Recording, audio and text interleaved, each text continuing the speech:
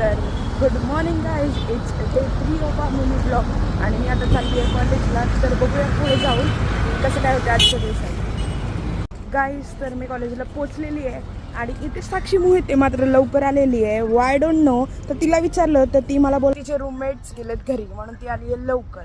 तर आपण भेटूया नंतर आणि बघूया काय होतं.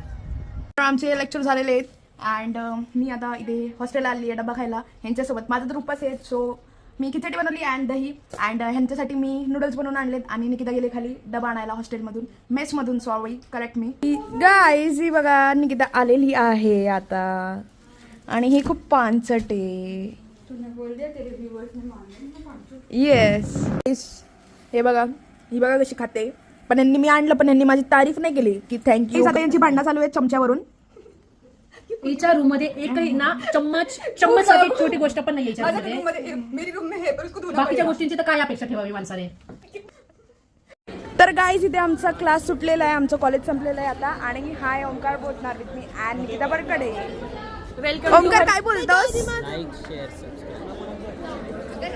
माझं मेन वाक्य की मागं थांबून जज कशाला करतात, त्याच्यापेक्षा इन्व्हॉल्व व्हा, पार्टिसिपेट गाईज.